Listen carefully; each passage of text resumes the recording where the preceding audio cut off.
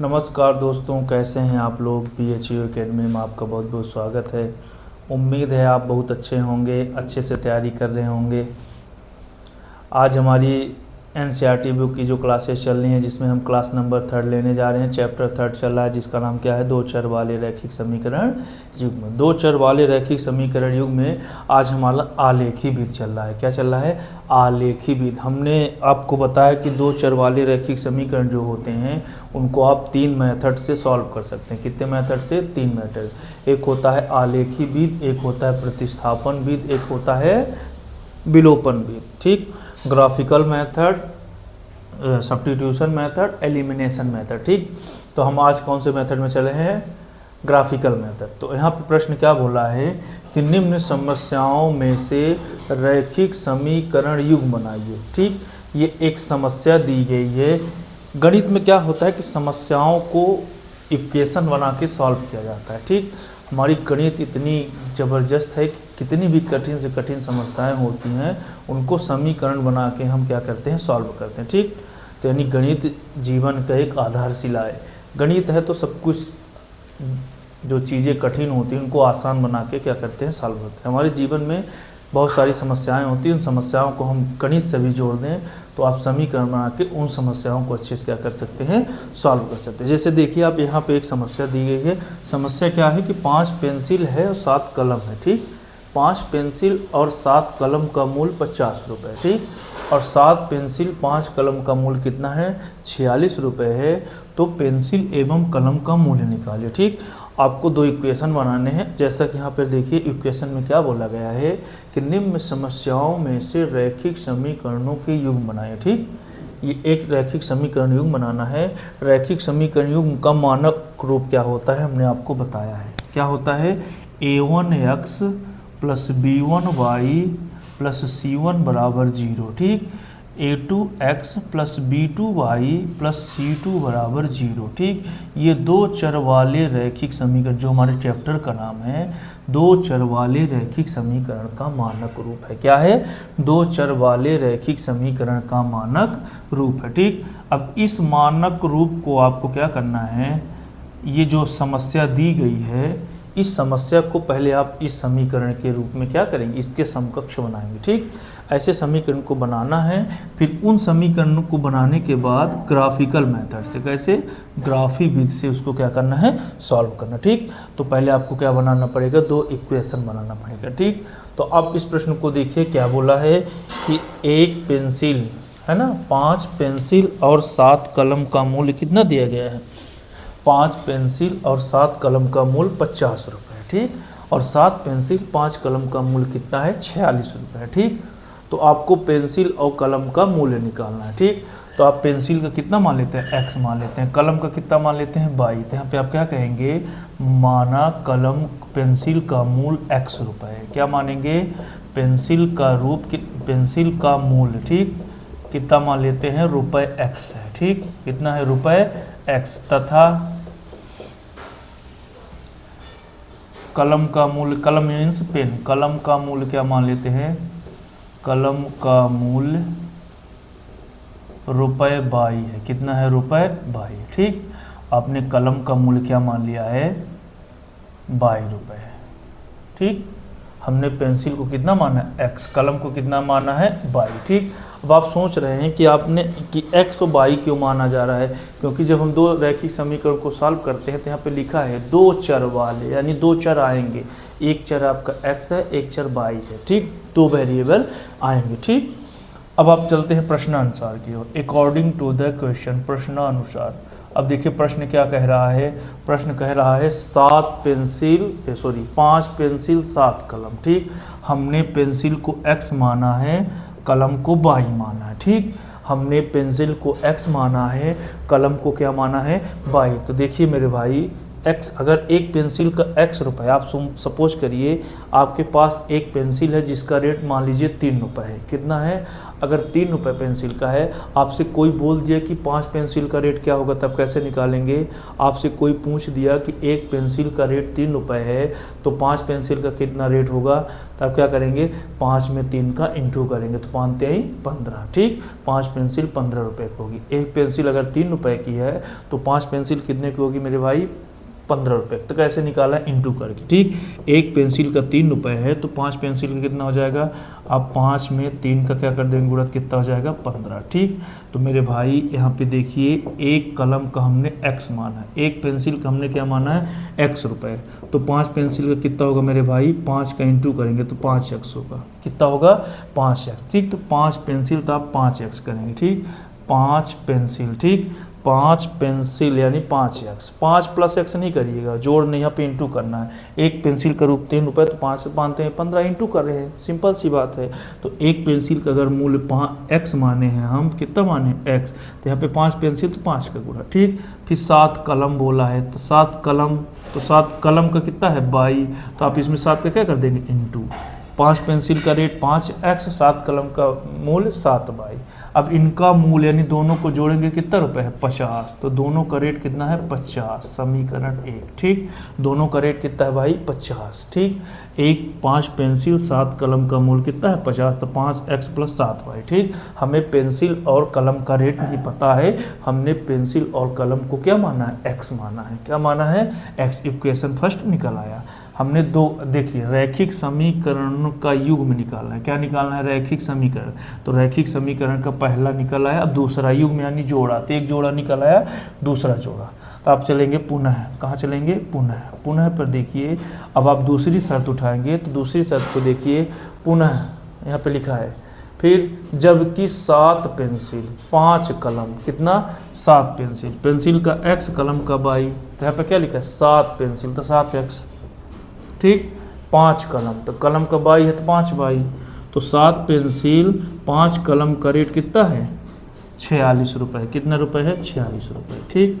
ये आपका बन गया 2 चर वाले रैखिक समीकरण। इसका नाम समीकरण 2 दे देंगे। क्या नाम दे देंगे? समीकरण 2। तो आप यहाँ पे 2 समस्याएं दी गई थे, उन दोनों समस्याओं का 2 चर वाले रैखिक समीकरण युग्म क्या करना है? बनाना है, ठीक। तो हमने 2 चर वाले रैखिक समीकरण युग्म का क्या कर दिया है? बना दिया है, ठीक। तो पहली बात यहाँ से कंप्लीट होती है ना। अब आप देखिए कि इन्हीं समीकरणों को ग्राफी विधि से सॉल्व करना है, यानी आपको पेंसिल और कलम का रेट निकालना है, ठीक।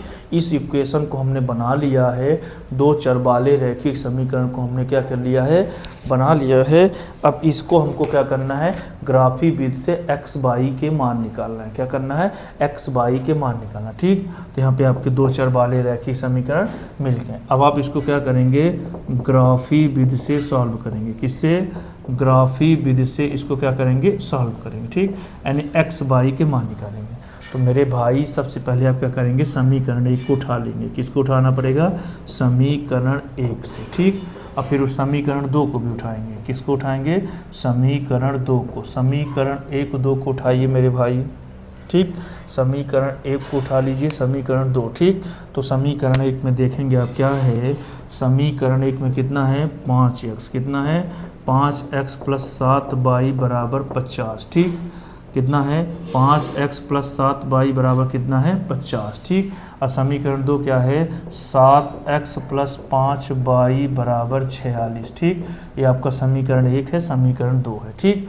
अब आप इन समीकरण से ग्राफ खींचेंगे। क्या खींचेंगे? ग्राफ, तो ठीक। तो आपको ऐसे मान सेटअप करना है, x के एक मान रखने हैं अपने से सोचकर, ठीक। आप x की एक वैल्यू रखेंगे तो y आपको मिल जाएगा, ठीक। अब आप यहाँ पे एक कॉलम बनाएंगे। क्या बनाएंगे? एक कॉलम, ठीक। आपको 2 मान निकालने हैं। कितने मान निकालने हैं? 2। एक कॉलम यहाँ बनाएंगे, एक कॉलम आपको यहाँ बनाना पड़ेगा, ठीक। चलिए बनाइए, जैसे हमने पिछले प्रश्न में किया था। यहाँ पर x, यहाँ पे y, यहाँ पे x, यहाँ पे y, ठीक। अब आप x के एक मान रखेंगे तो y आपको देगा, ठीक। अगर आप यहाँ पर x बराबर कितना रख दें? अगर हम x बराबर कितना रख दें? x बराबर आप 3 ले लीजिए। कितना ले लीजिए? अगर x बराबर आप क्या ले लेते हैं? 3, ठीक। तो x बराबर हमने क्या लिया है? 3। तो देखिए y कितना मिलता है? अगर आप x बराबर 3 लेंगे तो y कितना आपको मिलता है? देखिए, तो रखिए, चलिए, x बराबर 3 पर तो रखिए 5 गुणे 3, 5 गुणे 3 प्लस 7 बाई बराबर 50। ठीक, तो 5 तिहाई 15, कितना 5 तिहाई 15, 5 तिहाई 15 प्लस 15 उधर गया तो -15, कितना -15। तो बाई बराबर 50 में 15 के कितना बचा 35। गुणे वाली बटे आप अपने से मान रखते हैं, तो गुणे वाली कहाँ चली गई बटे में, तो 7 कहाँ गया नीचे, 7 कहाँ गया नीचे, गुणे वाली बटे में 7 पना 35। तो बाई का मान कितना आया 5। मेरे भाई बाई का मान कितना आया 5। आपने x का मान 3 रखा है, x का मान 3 रखा, तो बाई की वैल्यू कितना आई 5। बाई की वैल्यू कितना आई 5। आपने x का मान 3 रखा तो बाई की वैल्यू कितना आई 5 आई। ठीक, आप x की वैल्यू रखेंगे तो बाई का मान क्या हो जाएगा निकल आएगा। अब आप क्या करेंगे एक मान और निकालेंगे। ठीक, अब आप x बराबर 3 रखे हैं, x के एक मान और रख दीजिए। तो मान लीजिए हम x बराबर 0 ले लेते हैं, कितना ले लेते हैं x बराबर 0। तो देखिए बाई कितना आता है, x बराबर हम 0 लेते हैं तो y कितना आता है, 0 नहीं लेना पड़ेगा। आप x की वैल्यू को 5 रख दीजिए, x की वैल्यू कितना ले लेते हैं 5। ठीक, आप अपने मन से ले सकते हैं, हमने थोड़ा यहाँ पे ऐसा मान सेटअप किया है जिससे आपको दशमलव से बचना पड़े। अगर दशमलव आ जाएंगे, भिन्न आ जाएंगे तो बड़ी दिक्कत होगी। अगर हम पे x बराबर 5 रखेंगे तो 5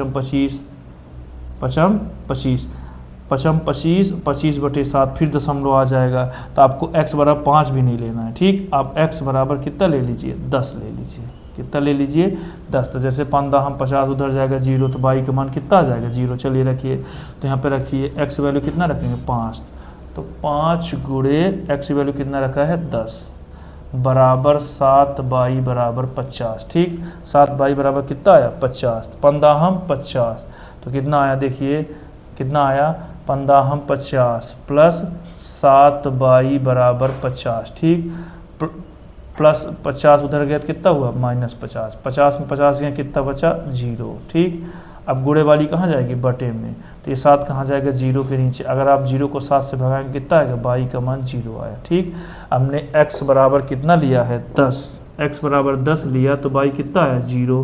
x बराबर आपने 10 लिया तो बाई कितना आया 0, है ना। x बराबर आपने 10 लिया तो बाई की वैल्यू कितना आई 0 आई। ठीक,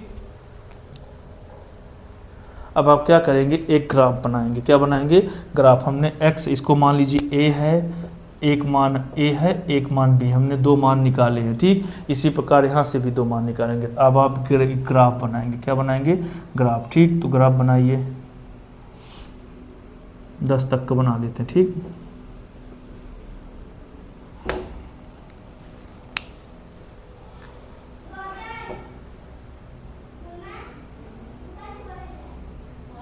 ठीक है,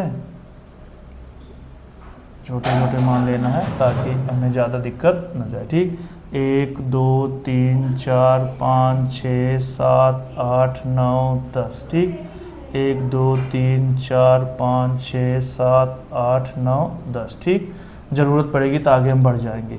ये आपका x अक्ष है, ये आपका क्या है x अक्ष, ये आपका y अक्ष है। ठीक, अब यहाँ पे चलिए 1 2 3 4 5 6 7 8 9 10। ठीक, 10 9 8 7 5 6 5 4 3 2 1। ठीक, आपने x 3 5 पहला मान आपका क्या 3, x में 3 जाना है, y में 5। चलिए x में 0 चलते हैं, कहाँ चलते हैं 0। चलिए 1 2 3, y में कितना जाना है 5। चलिए देखिए x में इधर उधर जाते हैं, y में ऊपर नीचे। चलिए 1 2 3, y में 5 जाना है 5। चलिए सीधा सीधा ये देखिए यहाँ पे गाढ़ा कर दीजिए। देखिए 3 के सामने है ना, x में 3 अब y में 5, ये देखिए यहाँ पे गाढ़ा कर दिए। ठीक, तो ये आपका एक मान निकला, इसका मान क्या है 3 5। कितना मान है 3 5, एक बिंदु निकला है।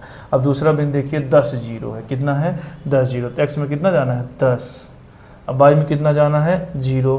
x में 10 जाना है, y में 0। तो जब x में 10 चले गए तो y में नहीं जाना है, यानी y में 0 जाना है, यानी यहीं रुकना है। तो आपको दूसरा बिंदु क्या हो गया मिल गया। ठीक, x में आपने कितना माना है, देख एक बिंदु आपको यहाँ मिला है, एक बिंदु यहाँ, तो इसका मान क्या है b। तो कितना है ये 10 0। अब आप इनको क्या करेंगे मिला देंगे। अब आप इनको क्या करेंगे मिला देंगे। चलिए मिलाइए। ठीक है, ये देखिए तो ये आपका एक ग्राफ मिल गया, सरल रेखा मिला। इस सरल रेखा का नाम क्या है 5x + 7y = 50। इसका नाम क्या है 5x प्लस 7y बराबर 50। ठीक, एक समीकरण आपको मिल गया। अब आपको दूसरा समीकरण निकालना है। क्या निकालना है? दूसरा। तो इसकी ओर चलिए। ठीक, अब हमने एक समीकरण को उठाया, हमने एक ग्राफ खींच दिया। अब आप दूसरा समीकरण उठाएंगे, दूसरा ग्राफ खींचेंगे। ठीक, तो चलिए दूसरे समीकरण में अब आप x बराबर ऐसा मान रखेंगे कि यहाँ पे संतुष्ट हो जाए। अगर x बराबर 5 रखेंगे, 3 रखेंगे, 7 3 21, 21 में 46 जाएगा, कितना बचेगा? 25। तो x बराबर 3 ले लीजिए। x बराबर कितना ले लेते हैं? 3। तो y कितना मिलता है? चलिए देखिए, 7 गुणे x हम कितना लिए? 3 प्लस 5 y बराबर कितना आया? 46। ठीक, तो 7 3 21 कितना? 7 3 21 प्लस 21 उधर के कितना हुआ? -21। तो 5 y बराबर कितना है मेरे भाई? 46 में 21 गए कितना बचा? 25। 6 में 1 गए 5, 4 में 2 गए 2, गुणे वाली बटे में। तो ये 5 कहाँ जाएगा? नीचे। 5 कहाँ जाएगा? नीचे। ठीक, 5 25। तो y का मान कितना आया? 5। हमने x बराबर 3 रखा, x बराबर 3 रखा तो y का मान कितना आया? 5। हमने x का मान 3 रखा तो y का मान कितना आया? 5। ठीक, अब आप एक और मान ले लीजिए। ठीक, अब आप x बराबर कितना ले लीजिए जो आपको मन हो। ठीक, x बराबर अगर हम मान लीजिए 0 ले लेते हैं, कितना ले लिए? 0। ठीक, तो y कितना आता है देखिए, तो 7 गुणे 0 प्लस 5 y बराबर 46। ठीक, तो 7 शून्यम 0, 7 शून्यम 0 गया, कोई मतलब नहीं, 46। ठीक, अब गुणे वाली कहाँ जाएगी? नीचे। तो 5 कहाँ चला गया? नीचे। 5 कहाँ चला गया?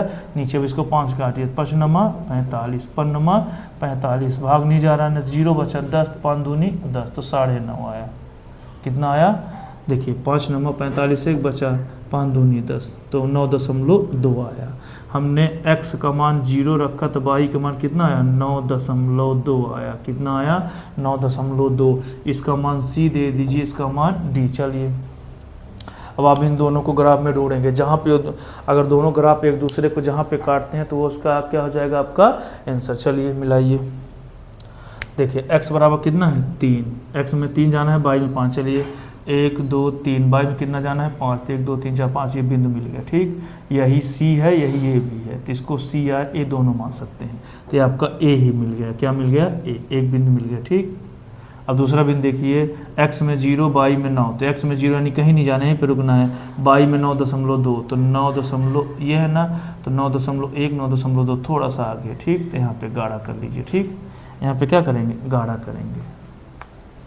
9.2 लगभग यहीं होगा, 9.1 9.2, तो इसका नाम दे देंगे c। अब हमने यहाँ पे ए भिड़ गए थे AC, तो इसका नाम C दे दिया, तो इसका क्या नाम है? 0 और 9.2। अब एक बिंदु यहाँ मिला, एक बिंदु यहाँ, तब इन दोनों से बना देंगे ग्राफ। क्या बना देंगे? ग्राफ। चलिए बनाइए, ये देखिए।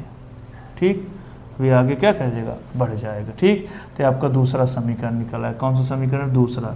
अभी समीकरण का नाम क्या है? देखिए, 7x प्लस 5y बराबर 46। क्या नाम है?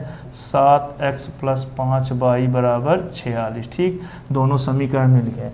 अब आप सोचिए, दोनों समीकरण जहाँ पर एक दूसरे को टच करते हैं, दोनों सरल रेखा जहाँ पर एक दूसरे को टच करते हैं, आपका आंसर हो जाएगा। ठीक, हमने बताया है कि अब आप दो समीकरण, रैखिक समीकरण के युग्म बनाएंगे, वो दोनों युग्म से आप x y के दो मान निकाल के एक सरल रेखा बनाएंगे। वैसे भी दो चर वाले रैखिक समीकरण का जो आलेख होता है सरल रेखा होता है। क्या होता है? सरल रेखा। तो जो सरल रेखा जहाँ पे एक दूसरे को टच करेंगे वही आपका मान हो जाएगा। तो देखिए, दोनों समीकरण आपको कहाँ पे टच किए हैं? यहाँ पे टच किए हैं। ठीक, तो यहाँ पे टच किए हैं, तो यही आपका क्या हो जाएगा? आंसर। तो देखिए, x से कितने दूरी पर? ये 3 और ये 5। 30। अगर यहाँ पे जाएंगे 1 2 3, अब y में 5, x की वैल्यू कितना आई? 3, y की वैल्यू कितना आ गई? 5।